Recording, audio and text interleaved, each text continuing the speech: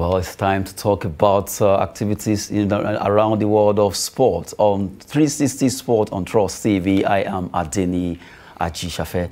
Lots to talk about concerning AFCON. Stampede over there in Cameroon as different after the match was played. Even before the match, a lot of people came to support Cameroon, but it ended up where they qualified, despite the fact that they won the match against Comoros 2-1. Comoros did so well. 10 men, they stood their ground, but it was not to be. They lost out in that particular encounter. So painful for Comoros, who wanted to dislodge the host nation, Cameroon. Well, joining me in the studio to talk about those activities in the world of sports this hour is Olawale Peters. Good to have you. Good morning, Adeni. It's my pleasure to be here. Now, let's start with the AFCON, looking at what happened between Cameroon and Comoros and also Gambia and Guinea. Looking at the result as it went down over there in Cameroon, shockingly, Gambia dislodged Guinea despite having a star player and all the remaining team members. It was a good one for Gambia to have been able to do this, debutant in AFCON, and now they qualify for round of 8. That's quarterfinals. And you have Cameroon. They were able to also win against Comoros. Vincent Abubakar scoring the 6th goal of his this tournament, and now Cameroonians are celebrating for qualifying. But the icing on the cake of the fact that Guinea were dislodged by Gambia. Gambia, first time in the AFCON, getting to this particular level where now they will be playing the quarterfinals. People are surprised for the fact that, yes, they did it against Guinea. Yes, like we've said earlier, that this AFCON is full of surprises, and there's no minor in the world of football again. And Gambia, they are the least rated country in Africa and the least rated in the AFCON competition. I think the only semi-star player they have is Omar, who played for Sampdoria in Italy. So apart from him, all other players, they are unknown. They came to the AFCON for the first time. Throughout the qualifying stages, we saw what they did. And yesterday also, we saw the zeal, the determination, that they are not only making a statement or history as if debutant qualifying for the round of 16, now they've gotten to the quarter final. So I think well-deserved victory for them, and that also, I think, would be something to motivate other minors that will be playing that are still in the race in the competition. So it's a very good one for them. It's a good development in African football. So that shows that no matter how heavyweight you are on the paper, when it comes to the ball, it's 11 versus 11. It depends on how good, how best you make use of your chances, how you are able to defend the goals from coming in. So to me, Gabon, I gave it to them. Then for the Gambia. Then for the Cameroon, the Guinea national team, I don't know how they're going to go back to their country now, because their president, that's Colonel. You say all the money spent on them. If they didn't come back with the trophy, they are going to refund it back. So if they were wise, they should have touched the money then. They will have touched the money, but how did they want to do it? So, oh my goodness. So mine is, okay, how are they going to do it now? Okay, that aside, that shows that the next AFCON qualifiers, the next AFCON competition will be very, very tough and very, very interesting, because we've seen what happened right now. So I give it to the Gambia. Congratulations to them. So I think they're going to meet in Cameroon in the quarter final. So I see them, probably they may pull a surprise also. Who knows? If Gambia succeeds to dislodge Cameroon, that would be, even if they don't win this competition, that would be one of the shocker of this year. I think we will have had the shocker yesterday, if not because of the red card. Comoros really played given to Comoros, and with 10 men, they showed their class. Their class yesterday. And remember also, the first keeper had COVID-19. He couldn't play. The second one also couldn't. So they have to use their left winger to be at and look at some of the saves that he made yesterday. In fact, someone was telling me that it would have been better for us to even use maybe our right wing or left wing to even keep it as against using Madika Okoye, because what the guy did yesterday shows that you don't even need to be a keeper before you can be a short stopper. So he did very, very well yesterday. And with, after getting a red card in the 6th or 7th minute yesterday, they still went ahead and scored a goal. So that shows that it is not all about the host country, and the Cameroonian, they went to that game yesterday with all the advantages. Home advantage, superiority, star player, and everything. But the Comoros, less than 1 million people. They were able to spring up. Able to spring up. The surprise is so. I think it's going to be a different ball game, and I see one of these underdog, one of these minor, getting to the final. Who is it going to be? I don't know yet. Maybe it's going to be Malawi. It may be Malawi against Morocco. We don't know what will happen to them. Also, when they play their match this evening. Now we'll be looking at all the matches played yesterday. A very good one for Gambia, the nation that was so underrated when they qualified for AFCON. But right now, they have managed themselves at least to qualify for the quarterfinals, as they will be playing. Hopefully, they can also, who knows, maybe they can do well against Cameroon. But right now, Guinea, they are out. Cameroon, they are still there. They managed, they tried anyway to defeat Comoros. Comoros, 10 men, they were able to hold their own against Cameroon. And they're 2-1 in that particular encounter. They are now still on AFCON. Stampede will actually happen even before the game started. They were having problem after the game. 6 people has been reported dead now. We were looking at, outside the stadium. Measures have to be taken so that such will not happen by the time quarterfinal will be coming up, because it seems the support for Cameroon, being the host nation, is getting bigger every day. Okay, what an unfortunate situation that happened yesterday, but I think it is high time now for the organizer to put strict measure in place, especially when the host country, when they are playing either the round of 16, the quarterfinal. Now they are playing quarterfinal now. I expected them by now to have put measure in place. Imagine if Nigeria is hosting AFCON and we are playing quarterfinal and we are taking it to Lagos. Our population. With the population. So they played that match yesterday in the capital of Cameroon. So that is expected. So the onus is on the organizer to make sure that they put adequate measure in place. We saw children also. So that is not something that should happen. Okay, so it has happened as a lesson learned. I'm sure they will go back to the drawing board and look at the security lapses in which they're supposed to have addressed that they didn't address, and make sure that that didn't really occur when they are playing their the quarterfinal. It is expected anytime the host nations are playing, even in Europe, you see the crowd trooping out to support their team. But they are expected to put in a security measure in place to protect lives of the citizen. Hopefully, we won't see such occurrence again in AFCON, where people had to die because of football. So painful. They are so rest in peace. Now, we will be moving away from AFCON. We just reviewed the matches played on Monday. Now, let's look at the Nigerian Professional Football League. 2 matches were played yesterday, where Rivers United defeated Heartland by 3-1. And you have the team called Gombe United. They pipped Niger Tornadoes by a long goal there. A good one for those teams that scored. Abdulaziz scored for Gombe United against Niger Tornadoes. Rivers United against Heartland, and then 3-1. Chukwu, Akwetu, and Ishak Olawale, they were able to score those 3 goals. And you have Chukwudi pulling one back for Heartland. Now, at Rivers United, before this game, they were trailing Remo Stars by 2 goals. Now they won their game. They are back to the top with another extra point. So it means we are going to be seeing, it's going to be like the 2 teams are exchanging. When you play, you wait for the other one. But for that moment, you are topping the league. If Remo wins now, Remo go back to the top. If Rivers also wins, it's just like that. It's been like that. This is the 2nd time it's happening now.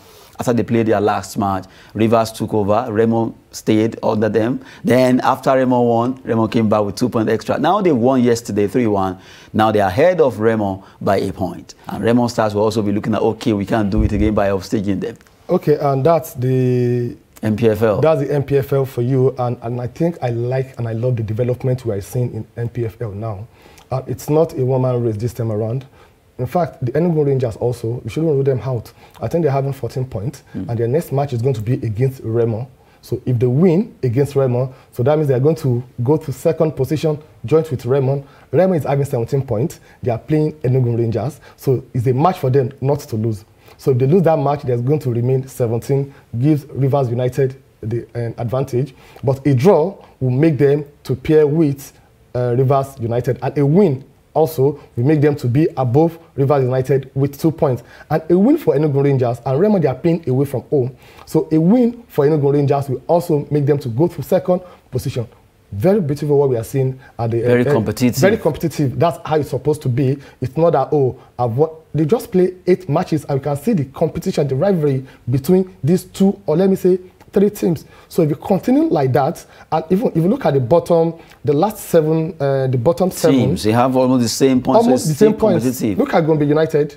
Just because they won their match yesterday, from about 15, they jumped to 9th position.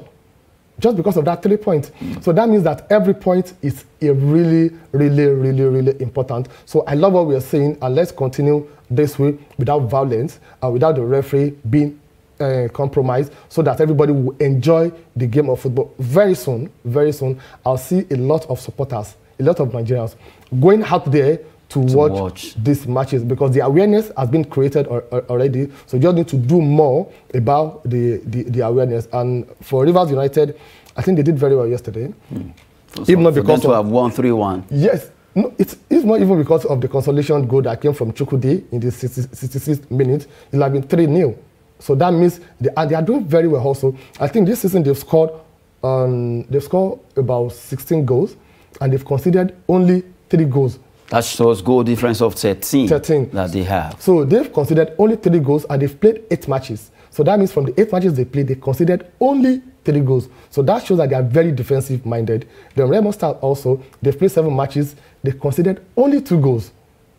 So that shows that they are defensive-minded, though they've scored only, I think, 10 goals so far. So they are not good in scoring goals, but when it comes to defending, they are very good. So automatically, from your analysis now, so far, match day 8, it has been between Remo Stars, Rivers, the RR teams. Now, Rangers also, they are trying to come up. So let's see, it's going to be the 3 R's now that will be fighting for this. R. Okay, maybe we should remove the E and just combine it to R. Yeah, sure. Come on, throwing some banter concerning the MPFL there. Nigerian Professional Football League match day 8 as it went down.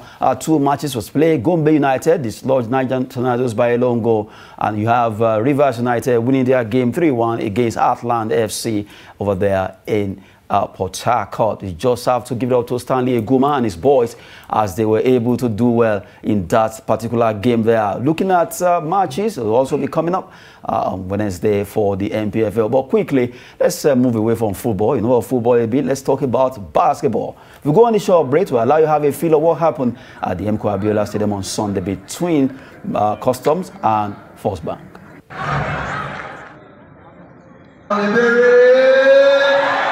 Too much weight on that, but good offensive rebound from Grace, who loses the ball back to First Bank.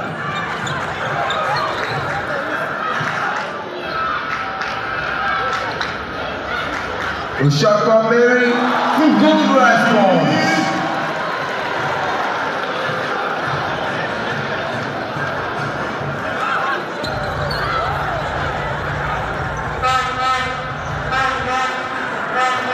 Again, drives in, drops it for Grace.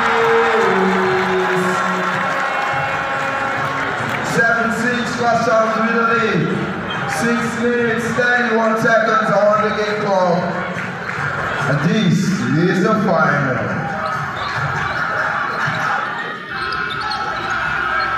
The 3-pointer attempt couldn't make that one count, Grace. Now she tries to drive in. She runs into trouble, and Okoro has a chance to make an easy 2. Yes! First Bank back with the lead, 8-7. They bury with a free loop. 3-pointer from downtown. 10-8.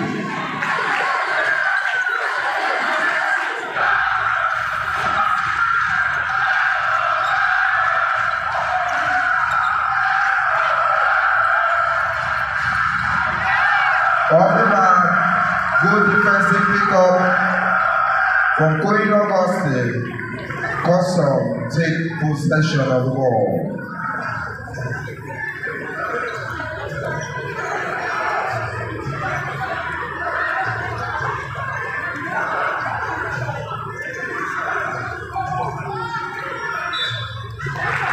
Foul called by the 1,000 naira for all their efforts, and they received for souvenirs as well. 500,000 naira third prize for the Mark the Ball Basketball Championship 2022 for women. And we call on first man.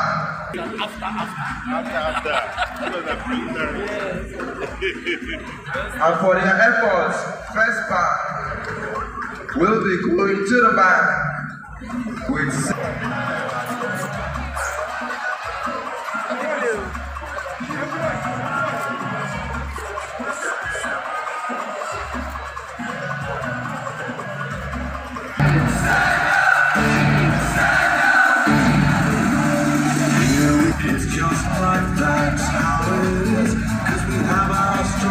Customs Basketball Club, the best team of the tournament.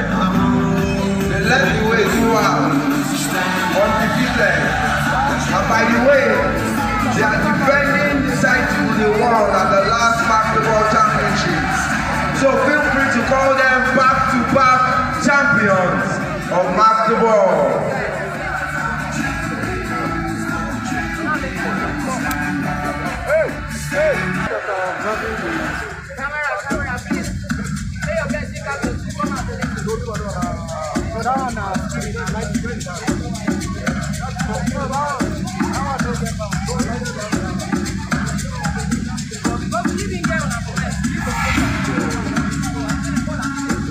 Still celebrating our champions.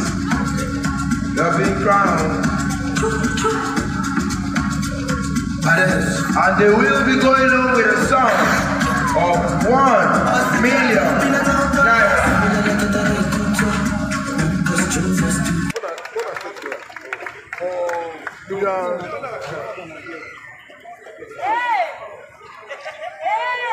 The trophy to the champions.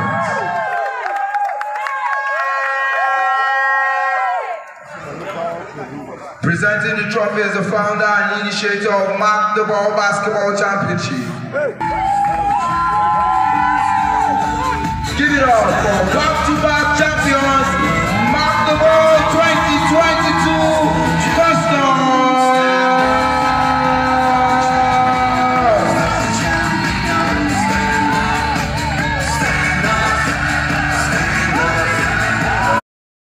Mark the Ball Female Championship, where Nigerian custom ladies scoop it. They won it ahead of Elephants of Fox Bank. It was a good one for our ladies to have something to share of with.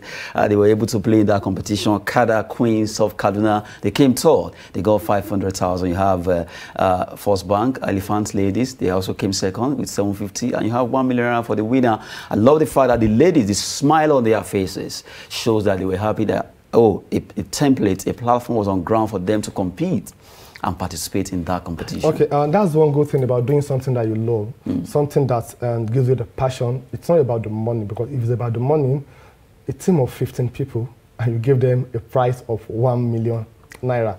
A good one for the organizer, but I think we can do more to encourage our sports activities in the country. So you're looking at about 15 people, and they have... No, so actually they added to it in that competition. Well, the point is just that at least it was organized.